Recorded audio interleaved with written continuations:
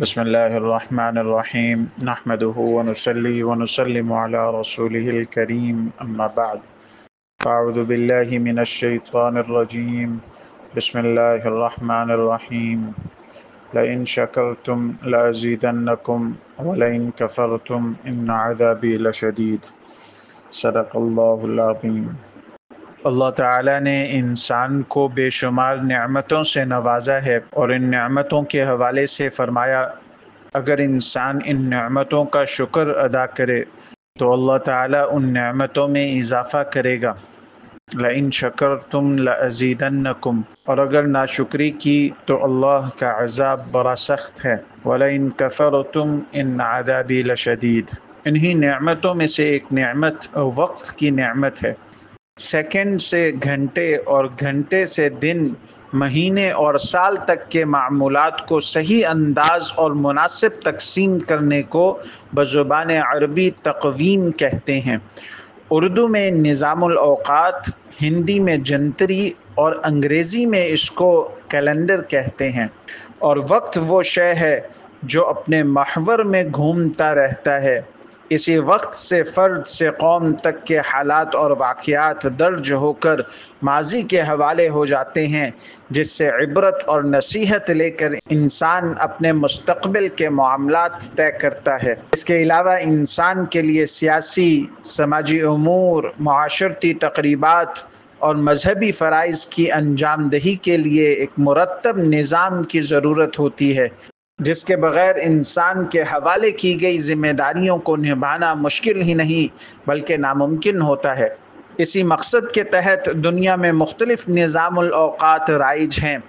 عمومی طور پر دو نظام معروف ہیں، شمسی نظام اور قمری نظام۔ شمسی نظام جنوری سے لے کر دسمبر تک اور قمری نظام میں محرم الحرام سے ذی الحجہ تک۔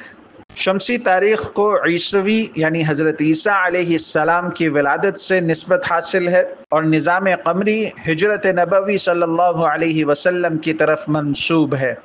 موجودہ دور میں عموماً سرکاری اور غیر سرکاری، نجی اور ملکی تمام تر معاملات شمسی تواریخ کے لحاظ سے انجام پاتے ہیں، البتہ اسلامی احکامات اور فرائض قمری نظام سے مربوط ہیں، جیسا کہ روزہ ہے، زکوٰۃ ہے، حج، عیدین وغیرہ۔ قمر لغت عربی میں چاند کو کہتے ہیں، اسی کی طرف نسبت کرتے ہوئے قمری کہتے ہیں، کیونکہ اس نظام کا سارا دار و مدار چاند کے گھٹنے اور بڑھنے پر منحصر ہے، اور یہ قمری تاریخی کیلنڈر نبی آخر الزماں صلی اللہ علیہ وسلم کے مقدس عمل ہجرت سے وابستہ ہے۔ مفتی محمد شفیع عثمانی رحمہ اللہ انما النسیء زیادۃ فی الکفر کے ذیل میں تحریر فرماتے ہیں کہ قمری مہینوں کی جو ترتیب اسلام میں معروف ہے وہ رب العالمین کے ترتیب کردہ ہیں، جس میں خاص مہینوں کے مخصوص احکام نازل فرمائے ہیں۔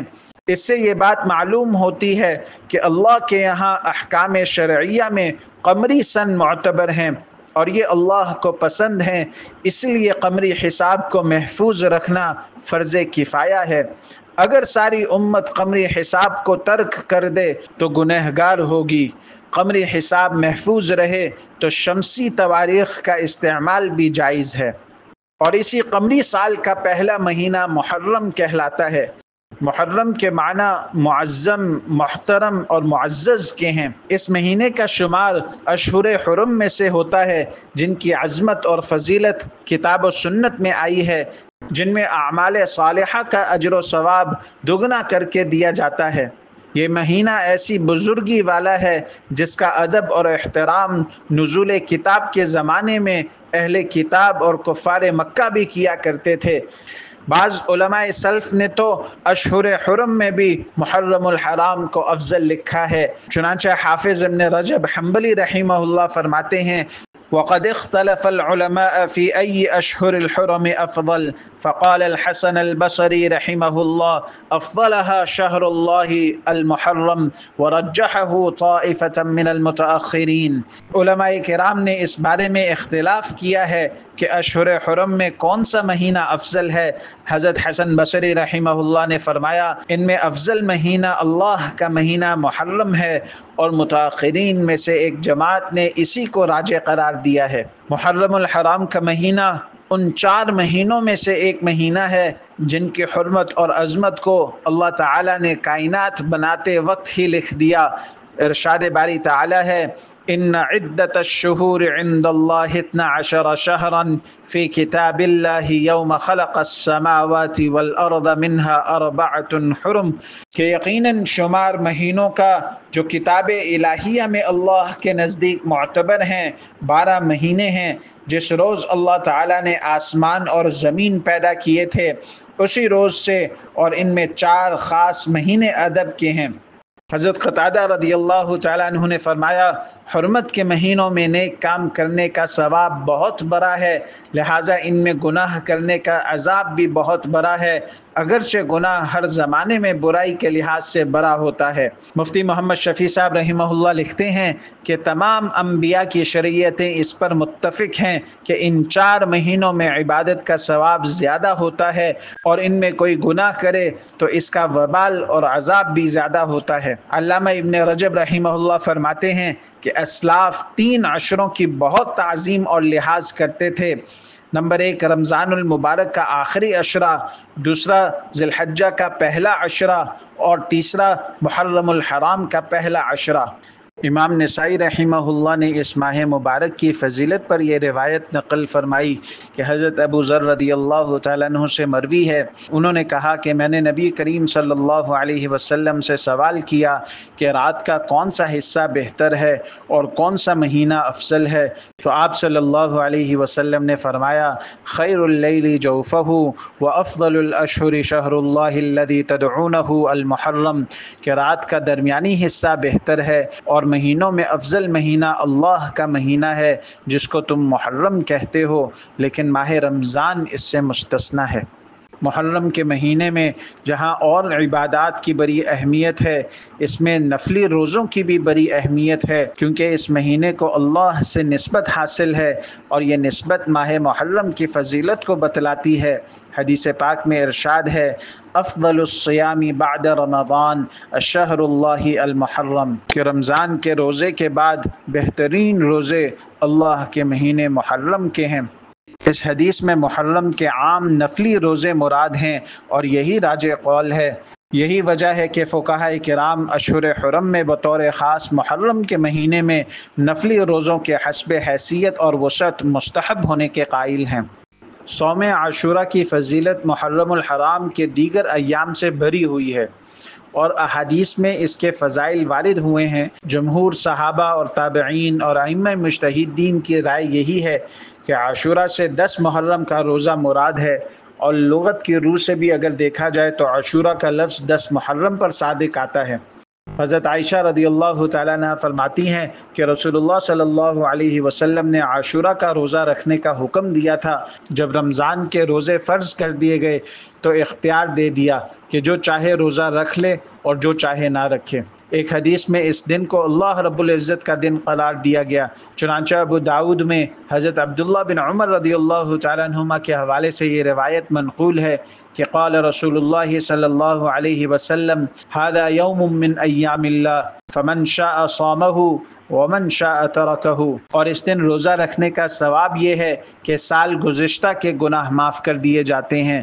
حضرت ابو قتادہ انصاری رضی اللہ تعالیٰ عنہ کی ایک طویل حدیث میں ارشاد نبوی صلی اللہ علیہ وسلم ہے کہ حضور صلی اللہ علیہ وسلم سے یوم عاشورہ کے روزے کے حوالے سے سوال کیا گیا تو فرمایا یکفر السنۃ الماضیہ، کہ اس دن روزہ رکھنے کا ثواب یہ ہے کہ سال گزشتہ کے گناہ معاف کر دیے جاتے ہیں۔ اس حدیث کے ضمن میں یہ بات ملحوظ رکھنی چاہیے کہ گناہوں سے صرف صغائر معاف ہوں گے، البتہ کبائر کے لیے توبہ شرط ہے۔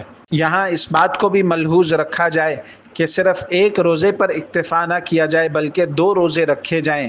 دراصل یہود اسلام کے ازلی دشمن ہیں، ان کی مخالفت سنت نبوی صلی اللہ علیہ وسلم ہے، اسی وجہ سے اسلام کے بیشتر احکامات میں ان کی مخالفت قولاً اور عملاً کی گئی ہے۔ ابتدا میں صرف ایک روزہ رکھا جاتا تھا، جب آپ صلی اللہ علیہ وسلم مدینہ منورہ تشریف لائے تو معلوم ہوا کہ یہود بھی ایک روزہ رکھا کرتے ہیں۔ اس پر آپ صلی اللہ علیہ وسلم نے ان کی مخالفت میں مزید ایک روزے کا اضافہ کرنے کا حکم دیا، یا تو 9 تاریخ کو روزہ رکھ لیا جائے، اس کی تائید ابن عباس رضی اللہ تعالیٰ عنہما کی ایک روایت سے ہوتی ہے، یا تو 9 تاریخ کی بجائے 11 تاریخ کو روزہ رکھ لیا جائے۔ اس کا ثبوت حضرت عباس رضی اللہ تعالیٰ عنہما کی ایک دوسری روایت میں ہے کہ قال رسول اللہ صلی اللہ علیہ وسلم صوموا یوم عاشوراء وخالفوا الیہود صوموا قبلہ یوما او بعدہ یوما۔ فقہائے کرام نے ان ارشادات کی روشنی میں صرف 10 محرم کا روزہ رکھنا مکروہ تنزیہی یعنی خلاف اولا لکھا ہے، اور جو لوگ یہ سمجھتے ہیں کہ صرف عاشورہ کا روزہ رکھنا گناہ ہے، یہ بے اصل بات ہے۔ بعض اہل علم کی رائے ہے کہ فی زمانہ اہل یہود کے روزہ نہ رکھنے کی وجہ سے تشبہ نہیں پایا جاتا۔ اس سلسلے میں عرض یہ ہے کہ اول اس کا قطعی علم نہیں کہ وہ روزہ رکھتے ہیں یا نہیں، دوسرا یہ کہ 9 اور 11 کا روزہ رکھنا منسوس ہے اور 1400 سال سے تعامل ناس ہے، لہٰذا اس کو ملحوظ رکھا جائے۔ اور تاریخی اعتبار سے اگر صرف 10 محرم کو دیکھا جائے تو حضرت آدم علیہ السلام کی پیدائش اس دن ہوئی، حضرت نوح علیہ السلام کی کشتی جبل جودی پر اس دن ہی آ ٹھہری، حضرت یونس علیہ السلام اسی دن مچھلی کے پیٹ سے باہر آئے، حضرت ابراہیم علیہ السلام کو آگ سے خلاصی ملی، وہ یہی دن تھا، حضرت یعقوب علیہ السلام کی ملاقات حضرت یوسف علیہ السلام سے اسی دن ہوئی، حضرت یوسف علیہ السلام تختہ خلافت پر 10 محرم ہی کو متمکن ہوئے، حضرت موسیٰ علیہ السلام نے اسی دن اپنی قوم سمیت فرعون سے نجات پائی، اور اسی دن حضرت عیسیٰ علیہ السلام پیدا ہوئے، اسی دن حضرت سلیمان علیہ السلام کو آزمائش کے بعد بادشاہت ملی، اور حضرت ایوب علیہ السلام کو بھی امتحان کے بعد شفا اسی روز ملی۔ یہی وہ دن ہے جس میں حضرت ادریس علیہ السلام اور حضرت عیسیٰ علیہ السلام کو آسمان پر اٹھا لیا گیا، اور یہی وہ دن ہے جس میں جگر گوشہ رسول صلی اللہ علیہ وسلم حضرت حسین رضی اللہ تعالیٰ عنہ نے باطل سے ٹکرا کر جام شہادت گلے سے لگایا، اور اسی دن اس کائنات کی بساط لپیٹ کر قیامت برپا کر دی جائے گی۔ اس مہینے کو ہم کیسے گزاریں، وہ کون سے ایسے کام ہیں جو ہم کریں اور کن کاموں سے بچیں؟ تو یاد رکھیے اس مہینے میں چند کام ہیں جن کو ہمیں انجام دینا ہے۔ یوم عاشورہ کا روزہ رکھنا، گھر والوں پر خرچ کرنے میں وسعت کرنا، فرائض کا اہتمام اور نفلی عبادات بکثرت کرنا، گناہوں سے بچنے کی کوشش کرنا اور اتباع سنت کا التزام کرنا۔ اور وہ کام جن سے اس مہینے میں ہم بچنے کی ترتیب بنائیں وہ یہ کہ کالا لباس پہننے سے بچیں، کالا جھنڈا لگانے سے بچیں، اس مہینے کو نحوست اور غم والا مہینہ سمجھنے سے بچیں، سوگ اور تعزیے اور ماتم کرنے سے بچیں، شربت وغیرہ کی سبیلیں لگانے سے بچیں، دیگر من گھڑت رسموں کو اپنانے سے بچیں۔ اللہ تعالیٰ سے دعا ہے کہ اللہ تعالیٰ دین کی صحیح سمجھ ہمیں نصیب فرمائے اور اس پر عمل کرنے کی توفیق عطا فرمائے۔ وآخر دعوانا ان الحمد للہ رب العالمین۔